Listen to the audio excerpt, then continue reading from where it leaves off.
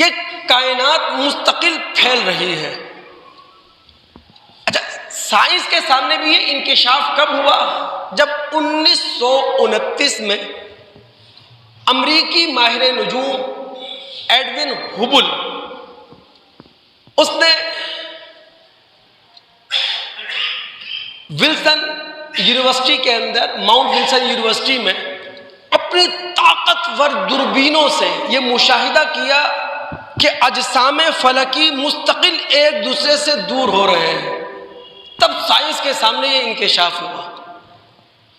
قرآن اس کی طرف مکی صورت میں اشارہ کر چکا ہے۔ اگر سورہ زاریات کی آیت نمبر 47 کا مطالعہ کریں تو رب العالمین فرماتے ہیں وَالسَّمَاءَ بَنَيْنَاهَا بِأَيْدٍ، ہم نے آسمان کو اپنی طاقت سے بنایا، وَإِنَّا لَمُوسِعُونَ، اور ہم اس کی پوری طاقت رکھتے ہیں۔ ایک اس کا معنی یہ ہے، اور دوسرا اس کا معنی یہ ہے کہ ہم اس کائنات کو مستقل پھیلا رہے ہیں، اس کائنات کو ہم وسیع کرنے والے ہیں۔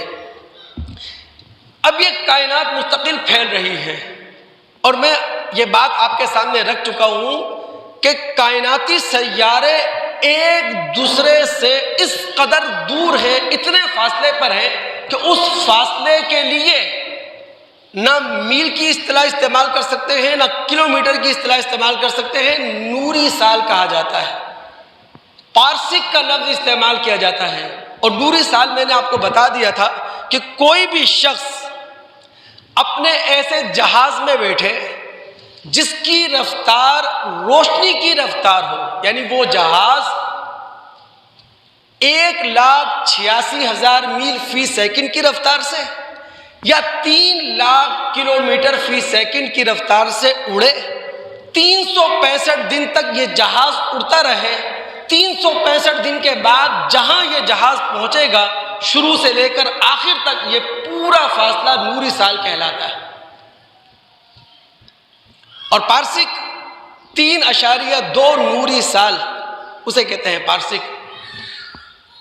اب ان باتوں کو ملحوظ خاطر رکھیں تو ہمارا خالق قرآن میں یہ کیوں نہ کہے کہ اے انسانوں اس رب کی بندگی کرو جو تمہاری پیدا کرنے والی ہے، تمہارے آباء و اجداد کی خالق ہے، جس نے اس زمین کو تمہارے لیے بچھونا بنایا ہے، آسمان کو تمہارے لیے چھت بنایا ہے، بادل سے پانی برسایا ہے، زمین سے تمہارے لیے رویدگی نکالی ہے۔ فَلَا تَجْعَلُوا لِلَّهِ أَنْدَادًا وَأَنْتُمْ تَعْلَمُونَ۔ اب تو اللہ رب العالمین کے مد مقابل نہ کھڑا کرو، اب تو رب العالمین کے مماثل کھڑے نہ کرو، اب تو رب العالمین کے ہمسر کھڑے کرنے کی کوشش نہ کرو۔ یہی تو وجہ ہے وہ بخاری کی جو روایت آتی ہے جس کے راوی سیدنا ابو ہریرہ رضی اللہ تعالیٰ عنہ ہیں، اللہ کے رسول فرماتے ہیں، اللہ تعالیٰ فرماتا ہے حدیث قدسی کذبنی ابن آدم ولم یکن لہ ذالک، ابن آدم نے مجھے جھٹلایا، حالانکہ اس کو یہ زیب نہیں دیتا کہ مجھے جھٹلائے، کیا اوقات ہے ہماری، کیا ہماری ہستی ہے۔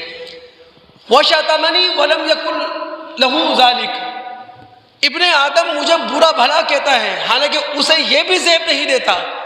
اب ابن آدم اللہ کو جھٹلا رہا ہے، اس کا کیا مطلب ہے؟ ابن آدم اللہ رب العالمین کو برا بھلا کہہ رہا ہے، اس کا کیا مطلب ہے؟ نبی علیہ الصلوۃ والسلام فرماتے ہیں اللہ کو جھٹلانے کا مطلب یہ ہے کہ کوئی شخص یہ کہے کہ لن یعیدنی کما بدانی، اللہ مجھے دوبارہ تخلیق کر ہی نہیں سکتا، یعنی جب مر کر میں قبر پہ چلا جاؤں گا، مٹی ہو جاؤں گا، میری ہڈیاں ختم ہو جائیں گی، تو کوئی ہستی ایسی نہیں ہے، کوئی وجود ایسا نہیں ہے جو دوبارہ مجھے بنا کر کھڑا کر دے۔ یہ اللہ کو جھٹلانا ہے، یہ اللہ کو چیلنج کرنا ہے۔